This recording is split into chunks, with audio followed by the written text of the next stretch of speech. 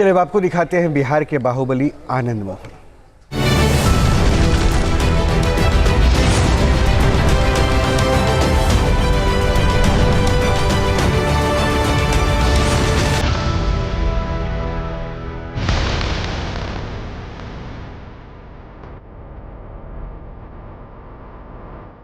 युद्ध और प्यार में सब कुछ जायज है। हम राजपूत हैं, हम लड़ते हैं, ताल ठोक के लड़ते हैं और मिलते हैं दिल खोल के मिलते हैं।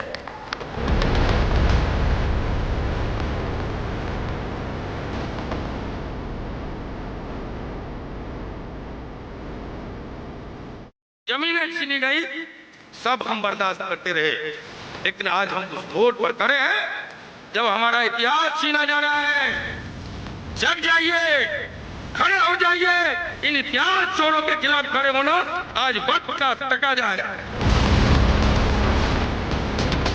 मर्द जेल से नहीं डरता, आनंद मोहन डरने वाले लोग नहीं।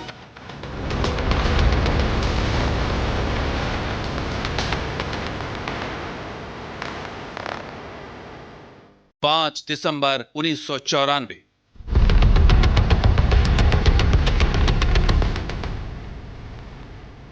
बिहार के मुजफ्फरपुर की सड़कों पर हजारों का हुजूम था और उसी हुजूम के बीच था अगड़ी जाति का कुख्यात गैंगस्टर छोटन शुक्ला का शव। भीड़ से लगातार आवाज आ रही थी, बदला लेना जरूरी है।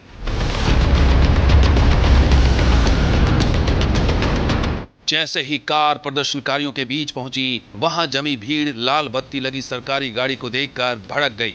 गुस्साई भीड़ ने जिलाधिकारी जी कृष्णैया की कार पर पथराव शुरू कर दिया। इस दौरान सुरक्षा कर्मियों ने उन्हें बचाने की भी कोशिश की, लेकिन कामयाब नहीं हो पाए। इसी बीच उग्र भीड़ ने डीएम जी कृष्णैया को गाड़ी से बाहर खींच लिया। जी कृष्णैया बार बार चिल्ला रहे थे वो गोपालगंज के डीएम हैं, मुजफ्फरपुर के नहीं। लेकिन भीड़ किसकी सुनती है? वो ना तो दलील सुनती है, ना ही अपील। बेकाबू भीड़ डीएम कृष्णैया पर टूट पड़ी थी। कोई ईंट से मार रहा था तो कोई पत्थर से। तभी किसी ने उनकी कनपटी में एक गोली दाग दी। गोपालगंज के डीएम एक भीड़ के पागलपन के शिकार बन चुके थे। डीएम की हत्या की खबर पूरे देश में आग की तरह फैल गई। इस हत्याकांड में जिस गैंगस्टर का चेहरा सामने आया, उसका नाम था आनंद मोहन।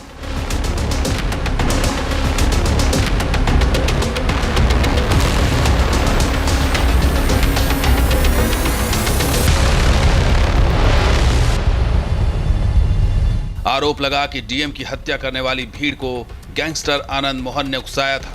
पुलिस ने आनंद मोहन के खिलाफ एफआईआर दर्ज की, साथ में 5 और लोगों को भी नामजद आरोपी बनाया। इस हत्याकांड के 13 साल बाद साल 2007 में पटना हाई कोर्ट ने आनंद मोहन को दोषी करार दिया और फांसी की सजा सुनाई।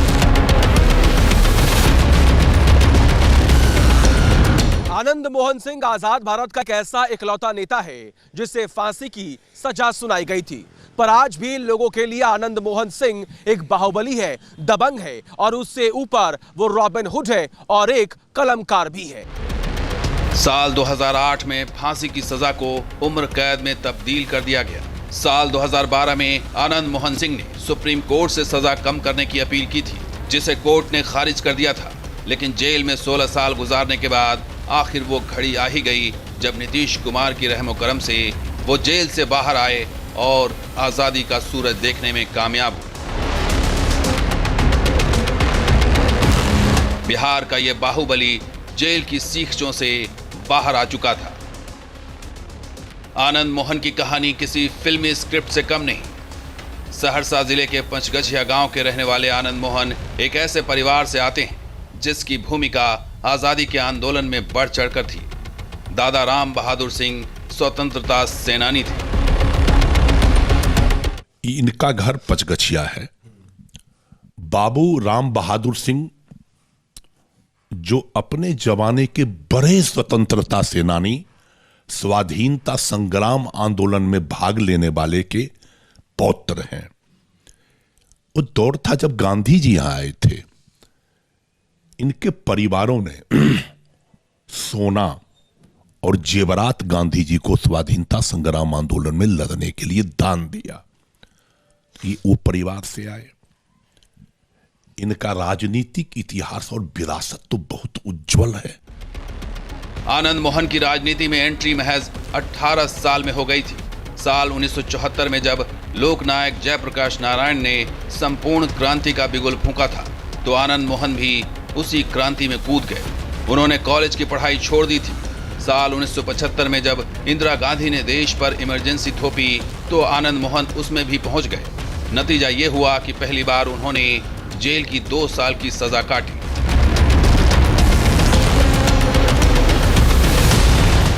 जब इनकी शुरुआत हुई तो एक विद्रोही किस्म के ये व्यक्ति नौजवान थे। तो फ्रॉम वेरी बिगिनिंग, जब स्कूल लाइफ में थे, उसी समय से इन्होंने कुछ पत्रिका वगैरह भी, कोई इनकलाब याद नहीं हमको, कोई पत्रिका वगैरह का लेखन उसी समय शुरू किया इन्होंने। कॉलेज लाइफ हो या जहाँ हो, जब भी कोई गलत होता था ये खड़ा हो जाते थे मदद करने के लिए। तो लोगों ने, इनकी शक्ति बढ़ती गई। तो उस समय पुलिस महकमा में भी इनको एक नाम दिया लोगों ने, पुलिस महकमा ने भी, रॉबिन हुड। साल था 1978। उन दिनों बिहार के मुख्यमंत्री थे कर्पूरी ठाकुर। उन्होंने पिछड़ी जातियों के लिए आरक्षण का ऐलान किया, जिससे युवा आनंद मोहन नाराज हो गए। दूसरी तरफ कम्युनिस्ट संगठनों ने ऊंची जातियों के जमींदारों और किसानों को निशाना बनाना शुरू कर दिया, जिसके बाद आनंद मोहन ने ऊंची जातियों की सुरक्षा का जिम्मा ले लिया। नौजवान हुए तो समाज में एक ऐसा वैमनस्य फैला था, जो आपने राइफल, लोग बोल देते हैं गन, कई जगह फोटो देखते हैं। तो उस समय इन्होंने अपनी एक युवा वाहिनी बनाया, क्या नाम था मैं नहीं जानता, लेकिन एक इन्होंने बनाया और उसके बल पर ये हर जगह लोगों को, वैसे लोगों को टक्कर देने लगे जो समाज में वितृष्णा फैला रहे थे, आतंक फैला रहे थे। तो स्वाभाविक रूप से इनको लोग बाहुबली कहने लगे। उन दिनों आनंद मोहन ने समाजवादी क्रांतिकारी सेना बनाई, जिसमें अगड़ी जाति के युवाओं को उसमें शामिल होने के लिए कहा जाता था। धीरे धीरे आनंद मोहन की सेना एक बाहुबली की सेना में तब्दील हो रही थी। ऊंची जातियों के खिलाफ बोलने वालों के साथ मारपीट और फैसला ऑन द स्पॉट। वो दबंग थे, इसमें कोई शक नहीं। सामाजिक न्याय के लिए लड़ते थे और लड़ा भी। क्या कहते हैं, उसमें कुछ हिंसा हुई भी होगी, हो सकता है। हम उनको ये नहीं कह सकते हैं कि वो रंगदारी की राजनीति करते हैं। उन दिनों मधेपुरा में एक ब्राह्मण समाज की एक लड़की के साथ रेप की खबर ने खूब सुर्खियां बटोरी थी। रेप के बाद गुंडों ने युवती को चाकू मारकर फेंक दिया था। जैसे ही आनंद मोहन को इसकी खबर लगी, उन्होंने गुंडों की गर्दन धड़ से अलग करने का ऐलान कर दिया। समाजवादी क्रांतिकारी सेना ने पूरे गांव में पूछताछ शुरू कर दी। जैसे ही आरोपियों का पता चला, आनंद मोहन खुद करीब 50 लोगों के साथ वहां पहुंच गए। फिर आरोपियों की पिटाई की गई और आखिर में उनकी गर्दन धड़ से अलग कर दी गई। ये दबंग दूसरे तरह के हैं। इनका परिवार सब दिन स्वतंत्रता सेनानी के रूप में इनके दादाजी ही आते रहे, रामाधव कोसी का गांधी उनको कहा जाता था। दबंग में एक समय बिहार में ऐसी सरकार थी जहां जमींदारों का, सवर्णों का गांव-गांव घुस करके बहू बेटियों के साथ फसलें लुटी जा रही थी, मान सम्मान पर खतरा था। वैसी परिस्थिति में मजबूरन सरकार हमें खुद देती है राइफल, बंदूक, पिस्टल का लाइसेंस। क्या हमारे घरों कोई लूटेगा तो हम आत्मरक्षार्थ क्या गोली नहीं चलाएंगे? ऐसी परिस्थिति में जब पूरा बिहार जल रहा था, इन्होंने अपना जान जोखिम में डालकर अपने लोगों के साथ, उसमें कई वर्ग के लोग थे, उसमें यादव भी थे, दलित भी थे, अति पिछड़ा भी थे, राजपूत भी थे, ब्राह्मण भी थे, भूमिहार भी थे। किसी एक वर्ग का नहीं कह सकते हैं। उस जगह सबों ने मिलकर अपनी संपत्ति, अपने परिवार की रक्षा के लिए, अगर उसको आप हथियार उठाना कहते हैं तो आप जो कह लीजिए इस सेंस में। पहली बार आनंद मोहन का नाम क्राइम की दुनिया में आया। उनके नाम से FIR दर्ज हुई। आनंद मोहन अंडरग्राउंड हो गए। साल 1983 में जब सहरसा कोर्ट में सरेंडर के लिए वो पहुंचे, तब उनके समर्थन में अगड़ी जाति के हजारों लोग इंतजार कर रहे थे। आनंद मोहन अगड़ी जातियों के हीरो बन चुके थे। बंदूक और बम कभी इनकलाब नहीं लाते। इनकलाब की तलवार विचारों की शान पर तेज होती है, और यह बात आप जान लीजिए कि बहरों को सुनाने के लिए धमाके की जरूरत। डॉनगिरी की गाड़ी आगे बढ़ी तो आनंद मोहन के खिलाफ एक के बाद एक मुकदमे दर्ज होने शुरू हो गए। उन पर NSA लगा, CCA लगा और मीसा भी। उन्हें पकड़ने के लिए 1000 रुपये से लेकर 25,000 रुपये तक के इनाम का भी ऐलान किया गया। फिर आया 1990 का दशक, जब राजनीति की दुनिया में अपराध की एंट्री हो रही थी। वो एक दौर था, फैशन था, केवल सहरसा में ही नहीं, आनंद मोहन और पप्पू यादव ही नहीं, बिहार में एक फैशन था, क्रेज था। बाहुबली की राजनीति में आवश्यकता उस समय में महसूस की गई, क्योंकि लॉ एंड ऑर्डर फेल्योर था और तत्कालीन सरकार को चुनाव जीतना होता था। इसलिए सही बोले वो, जो बूथ कैप्चरिंग के लिए उस सब को रखता था। धीरे धीरे उस सब में महत्वाकांक्षा जगी। साल 1990 में जब विधानसभा चुनाव का ऐलान हुआ तो आनंद मोहन समझ गए थे आरक्षण के खिलाफ लड़ाई को आगे बढ़ाने के लिए विधानसभा पहुंचना होगा। ऐसे में उन्होंने चुनाव से पहले सरेंडर कर दिया और जेल में रहकर जनता दल के टिकट पर महसी से चुनाव लड़ा। कि हॉस्पिटल के अंदर में गुलाब यादव की हत्या का आरोप लगा उन पर, उन्होंने गुलाब यादव की हत्या की है और यादव के विरोधी के रूप में कि कुछ लोगों ने उनको कहा कि यादव के सबसे बड़े अगर कोई विरोधी है तो आनंद मोहन है। वो बात आया 84 में वो लोकसभा के चुनाव में खड़े हुए, नहीं जीत पाए। फिर 85 के अंदर में जाकर के एक किशनपुर के अंदर में वहां से विधानसभा का चुनाव लड़े, नहीं जीत सके वो। 89 ईस्वी में लोकसभा के उम्मीदवारी के लिए प्रयास किया, सफलता न मिली उनको। 90 ईस्वी में जनता दल से उन्होंने महिसी से उम्मीदवार बने। बड़ा आश्चर्य लगेगा आपको, अगर सिर्फ जात के वोट से जीतते तो 64,000 से अधिक ज्यादा वोट जहां महिसी में पाया जाता था, आनंद मोहन को लोगों ने सब भूल करके उनको MP बनाया। लेकिन उसी साल अगस्त महीने में PM विश्वनाथ प्रताप सिंह ने मंडल कमीशन की सिफारिशों को लागू कर दिया, जिससे देश भर में भारी बवाल शुरू हो गया।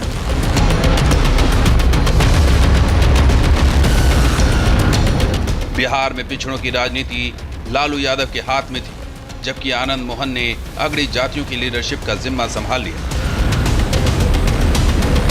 आनंद मोहन ने कांग्रेस के कद्दावर नेता लहटन चौधरी को 62,000 वोटों से हराया।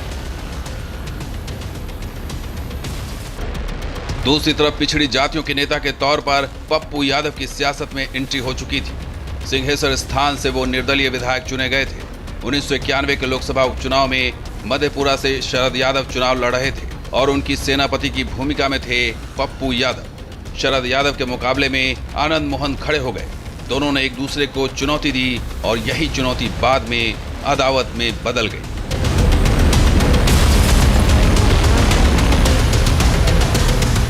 आनंद मोहन सिंह और पप्पू यादव के बीच जो गैंगवार हुई, उसकी एक घटना है कि समाजवादी के बड़े नेता, जिनको लोग कहते हैं मंडल मसीहा, शरद यादव जी, वो मधेपुरा से उपचुनाव में उम्मीदवार थे। आनंद मोहन जी भी उम्मीदवार थे। एक जगह बैठक हुई, उस समय पप्पू यादव सिंहेश्वर से MLA हुए थे और नौजवान थे। मीटिंग चल रही थी कि कैसे इस सीट को जीता जाए और वोट की परिस्थिति पैदा की गई कि आनंद मोहन और पप्पू यादव के बीच में तनाव पैदा किया गया। घटनाएं हुई, गोली चली, लोग मरे भी और तब वोट का पोलराइजेशन हुआ और बड़े वोटों से लोग जीते। आनंद मोहन और पप्पू यादव की पहली गैंग वॉर भगवा गांव में हुई, जब पप्पू यादव के गुट ने आनंद मोहन की कार पर अंधाधुंध फायरिंग कर दी। इस गैंग वॉर में आनंद मोहन के 3 लोग मारे गए। तब आनंद मोहन ने थाने में भागकर किसी तरह अपनी जान बचाई थी। फिर कई बार दोनों गुटों के बीच आमने सामने की भिड़ंत हुई, जिनमें दोनों तरफ से कई लोग मारे गए। इधर डॉनगिरी भी चल रही थी और सियासत भी। साल 1993 में आनंद मोहन जनता दल से अलग हुए और अपनी अलग पार्टी बनाई, जिसका नाम रखा BPP यानी बिहार विकास पार्टी। 1994 में ही वैशाली सीट से अपनी पत्नी लवली आनंद को मैदान में उतारा, जिसमें उनकी बम्पर जीत हुई। लवली आनंद जो खुद एक राजनीतिक परिवार से ताल्लुक रखती थी और 3 साल पहले ही यानी साल 1991 में आनंद मोहन से उनकी शादी हुई थी। उस शादी में तत्कालीन प्रधानमंत्री चंद्रशेखर भी पहुंचे थे। 1995 के विधानसभा चुनाव में BPP कोई खास कमाल नहीं कर पाई, तीनों सीट पार्टी हार गई, जिसके बाद आनंद मोहन ने BPP का विलय समता पार्टी में कर दिया। साल 1996 में समता पार्टी के टिकट पर चुनाव लड़ा और सांसद बने। फिर 1998 में RJD के टिकट पर शिवहर से सांसद बने।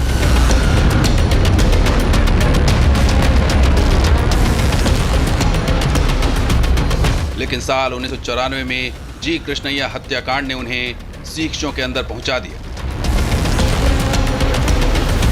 16 साल बाद रिहा हुए तो सियासत की गाड़ी चली तो जरूर, लेकिन सजा याफ्ता होने की वजह से चुनाव नहीं लड़ने की पाबंदी भी साथ आई। मेरी नज़र में आनंद मोहन सिंह एक ऐसे नेता हैं, राजनेता हैं, जो शक्तिशाली भी हैं और ख़ास करके गरीब मजलूम किस्म के जो लोग हैं या ज़रूरतमंद जो भी लोग हैं, वो जब जेल में थे, 16 वर्षों तक उन्होंने जेल काटा, उस वक्त भी जेल में इनसे मिलने वालों का हुजूम लगता था और ऐसे लोगों का जो बहुत ज़रूरतमंद थे, जिनसे इनकी पहले कभी मुलाकात नहीं हुई होगी, जिनको ये जानते नहीं रहे होंगे, फिर भी उसको कहीं से मालूम होता था कि नेताजी से बात होगी तो काम हो जाएगा, तो आनंद मोहन जी के यहाँ वो लोग आते थे और उनका जितना यथासंभव सहयोग कर सकते थे, पैसे से या पैरवी से, ये करते थे। Team news nation.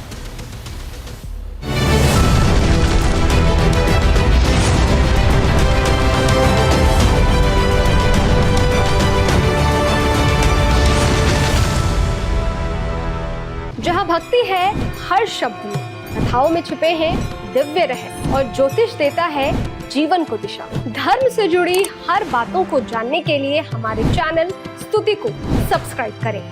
चैनल पर जाने के लिए इस लिंक पर क्लिक करें।